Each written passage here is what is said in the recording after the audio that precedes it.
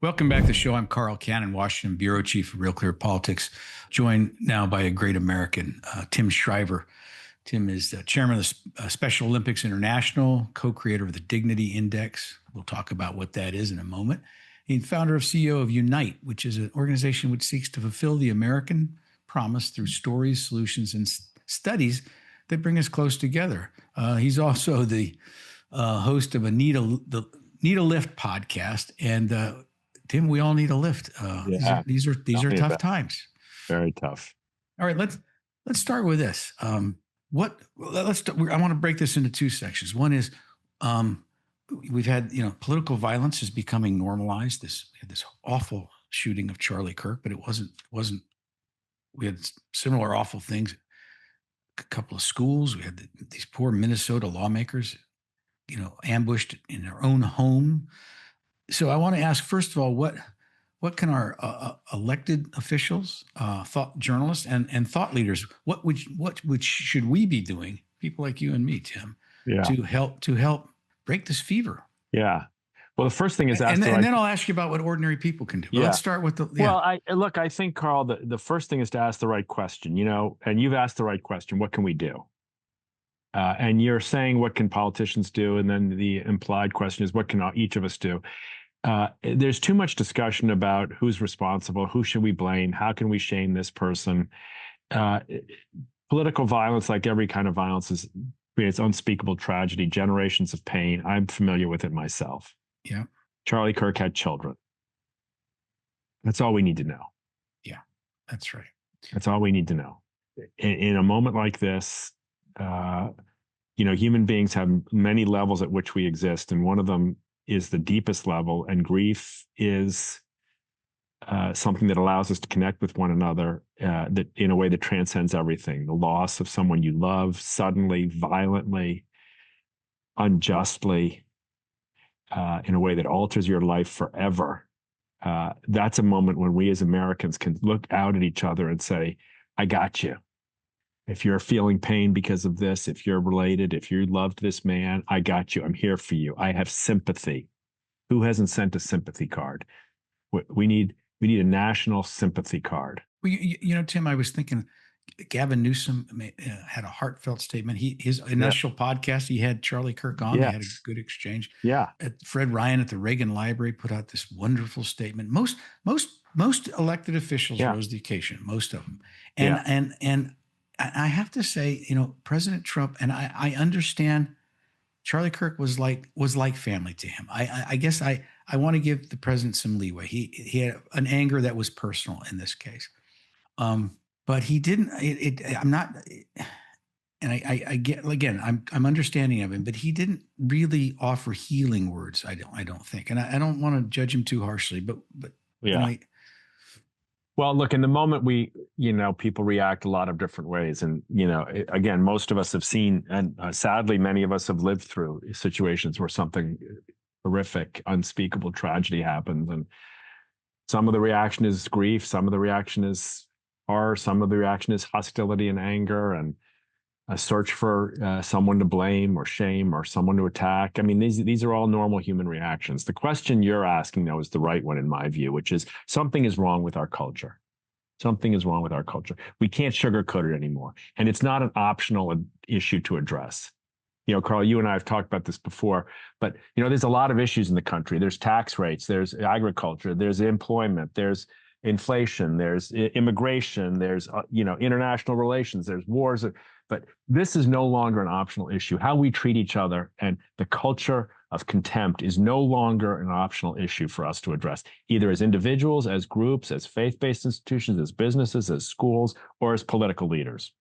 We have allowed this to go too far. We have normalized the killing of innocent people on the grounds that contemptuous language is acceptable and leads directly to violence. That no longer can be, I believe, something we ignore. You can't get away with calling people disgusting and fascists and, reprehensible and, all these words and not expect violence.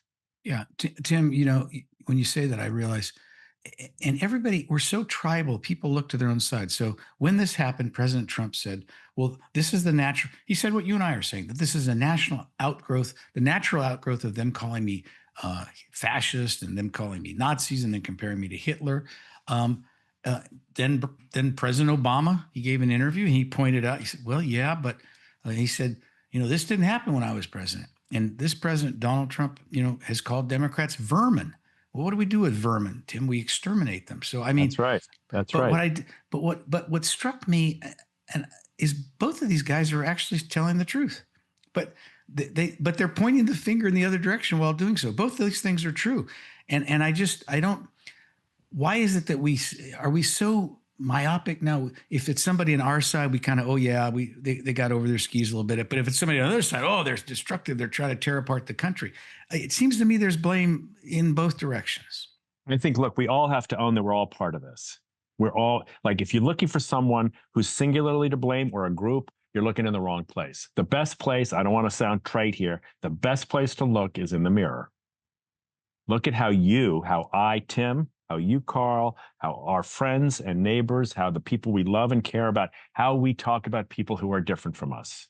Yeah. And if we use that language, if we use the language of vermin, disgusting, in fact, we are contributing to the risk. We're not violent. We're contributing to the risk of violence. And I think that's too serious a risk to take to make a point. We have to find a way to make the point about the principles we believe in with vigor, with determination, with passion, with resilience, and all those things, but without contempt. Yeah. We need to be able to, like I say to people, don't change your principles, add one. Treat other people with dignity. That's a principle that we can add to our political rhetoric and our political organizing and our political coalitions, and nobody loses. And in fact, when we treat people with dignity, we have a much better chance of having our issues and our ideas prevail. Because when you treat someone with contempt, you make an enemy for your cause. And we have a divided country because political leaders have chosen, for some strange reason, to use divisive language in order to get elected, but to ensure that they make enemies for their cause. And so when people say our politics is paralyzed, they're right. It's paralyzed by design. If I do nothing but scream at the other side, shame on me. I've actually abdicated responsibility for advancing the issue I care most about, whatever that is. I want more funding for public education. You want less. If I just call you a name, guess what I'm going to get? Less. Well, that's right. I was thinking about the president you and I both admire, and you were related to him, John F. Kennedy, and President Reagan, whom my father covered for many years. They didn't demonize their opponents, and they were immensely popular. I think we have these political consultants, and we got this hyper partisan media, and they've sort of tricked themselves into believing that this is what Americans really want. But I'm not sure it is. I know you can win an election here or there by doing this, but I wonder if there's a market for a candidate or a party or an independent movement that talks the way you're talking, says, I'm not going to really criticize them. I'll tell you my ideas and why I think they're good. I think the voters would go for it. I think there is, and I think you're seeing this in many of the governors. You saw it in Governor Cox. You've seen it in Governor Stitt. You see it in Governor Shapiro. You see it in Governor Newsom, as you mentioned. You see it in Governor Polis. We've seen this across the political spectrum. Governors who are in very powerful positions and who are staking their futures and their electability on the idea that Americans, which look at the recent Reuters poll. Does the way we talk about politics encourage violence? I mean, the number are 63%, and if you say a lot, Republicans and Democrats. So Americans, yes, we're viscerally vulnerable to the short-term appeal of a vicious statement. Makes you want to laugh, and yeah, he got him. But take a deep breath, gang. America, take a deep breath. That's not us. We're not the people who hate one another. We're not the people who are cynical and despairing about the future. We're not the people who want to crush half the country. That's not us at our best. And we can't sustain the country. I'm afraid it's becoming us, and I think you're right. We've got to stop it now before it's too late. Tim, I noticed this week Joe Manchin has resurfaced, and people are asking the obvious question: are you going to run for president? And without getting the personalities or whether Manchin is the right person to run or even whether he really wants to run, he seems to me to be the kind of person we're talking about, though, who could Yeah. talk to both parties. Maybe you'd have 10% of the Democrats and 10% of Republicans that would just, hurl invective at him. But I wonder if a plurality or even a majority of Americans are ready for somebody. They don't have to be in the political center. Manchin is. That makes it a little Yeah. easier. But somebody who speaks to both sides with some respect, even affection, because he has friends on both sides. I was wondering if you've been thinking of I this. think that's true. Look, the Dignity Index, which you mentioned, which we created, which is a scoring tool for speech, it allows us to see numerically where we fit when we use certain language. When I say, I'm better than you, Carl, you're a worse person than me, that's a 3 on the Dignity Index. When I say, I want to learn from you, Carl, I want to listen to what motivates you, even though we don't agree, that's a 6. So we built this tool that allows people to score objectively, not in from a partisan point of view, objectively where you fit. When you look at politicians who score high on this, I'll just give you 2 examples. For instance, a right and a left. Spencer Cox, the governor of Utah, is, I would say, or Kevin Stitt, the governor of Oklahoma. These are traditional conservatives. They're not flaming liberals like, people think I am. I'm not, but that's what people think. You look at Wes Moore or Josh Shapiro, who are traditional progressives on the left side of things. In all 4 of those cases, these governors are leading with their principles, but with, generally speaking, without dehumanizing other people. And they're popular as heck. They have large pluralities. They attract people from the other party. They broaden the tent of their parties. Now, if you ask me which policies I'd prefer one side versus the other.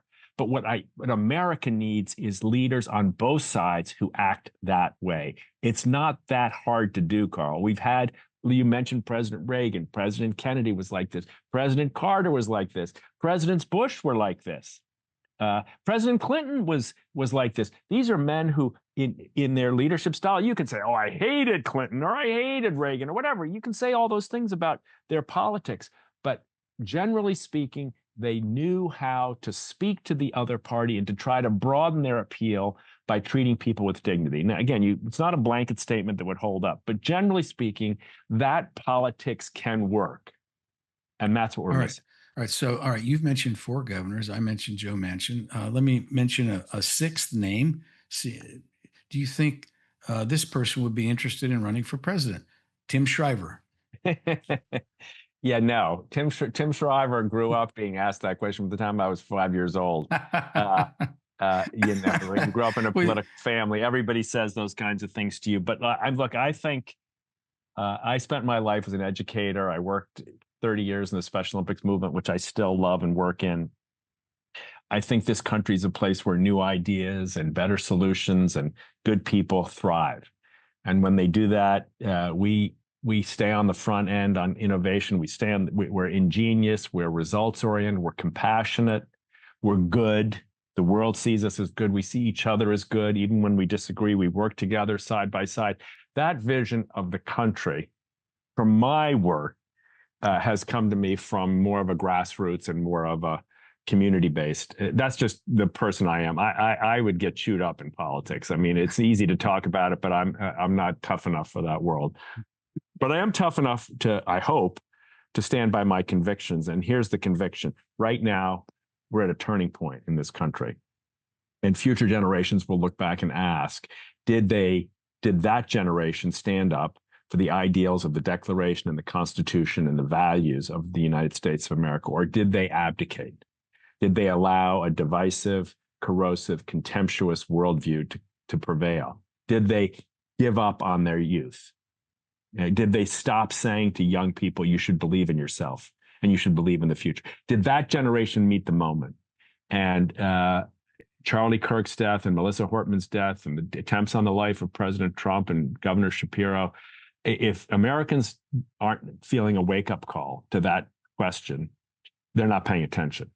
I believe most Americans are paying attention, and most Americans do feel and want us to answer the bell right now and take a turn, pivot, dehumanizing contempt as a way of treating your fellow Americans, whether they're on your block in your neighborhood or in your faith-based institution or at work or across the country from a state you'll never visit. I don't care. Work for what you believe in and treat other people with dignity. It's a simple principle. It's complicated to make it come to life, but it's the challenge of this moment. Well, that's going to do it for us today. This is what I've needed, Tim. It's been a hard week, and now you've encouraged me, and I'm feeling optimistic again. And it's an uplifting message, and I'll try to live it out, and I hope our listeners do too. Thank you for being with us. Thank you, Carl. Thanks for having me, and thanks for continuing to educate and inform our country.